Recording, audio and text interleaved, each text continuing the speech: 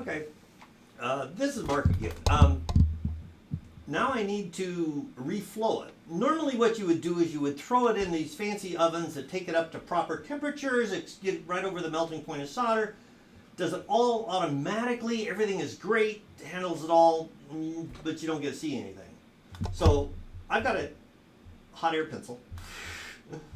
This is not regulated. This puts out hot air, hot enough to melt solder. So we're just going to take this and I'm going to heat the board from the bottom while we have the camera on it so we can actually see things melt. Now the board's, I've just got it kind of clipped in a jig here. And so I can zoom in a little bit more so we can actually see it melt. And I've got my magnifying glasses on, and we're just going to go from the bottom. If I go from the top with a regulated heat thing, then I can blow parts off the board. This should probably be good enough. Now, when it's running, it's kind of loud, so I'm not sure I'll be able to talk or you'll be able to hear me. But let's see what happens.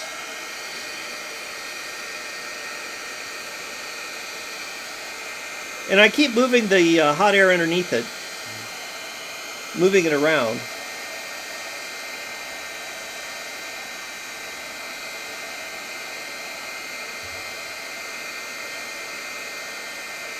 And I'm going to start in the center of the board where you can see it a little better.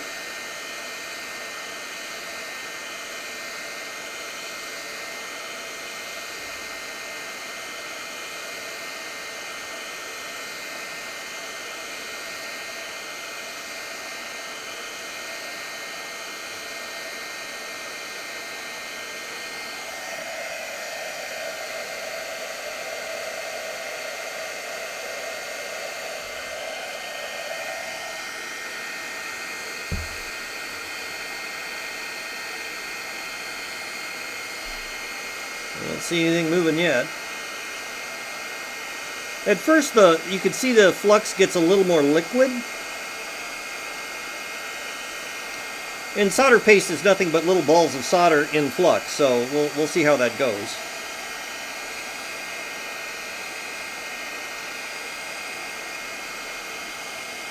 Okay, I can see it starting to melt on the processor chip itself. And then on the ULN 2003s, those other two ICs there, I can see it melting there too. And it kind of goes pretty fast. So once the ICs are down over here, that looks good. I'm going to kind of shift off to the other side here. By the end of U4, doesn't have them in there.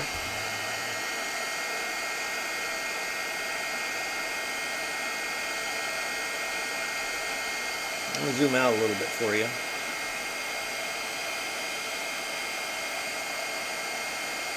And you could, C8 just moved. And if a part moves like you don't want it, sometimes it's easier to fix it later. Okay, the memory chip, the little 8-pin one, is back in place.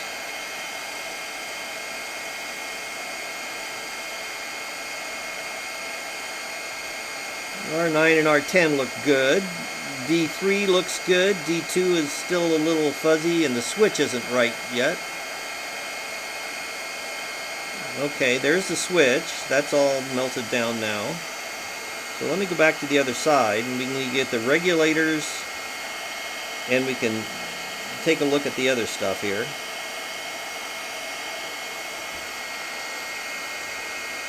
Now I expect there to be problems when I'm done. This is not going to be a perfect operation.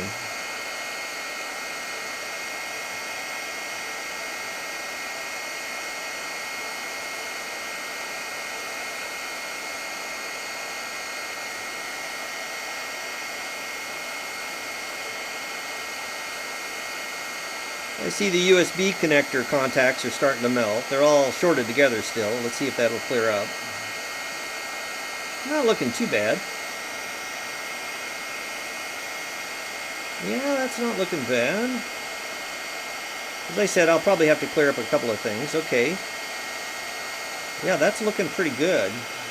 The diodes in place. Regulators all looking good. The processor itself doesn't look too shabby. It looks like it might be pushed up. I don't know, this could be dangerous. Let's see if I can touch it and make it go down. No, it's already cooled off enough. Okay.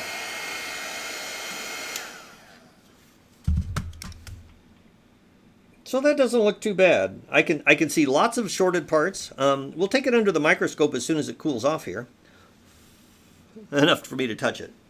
And then we'll fix up these problems. And then we'll go from there. I mean, in the video, you could see that there's shorted pins on the processor down here, and that's okay. We can fix all of that. So it looks good.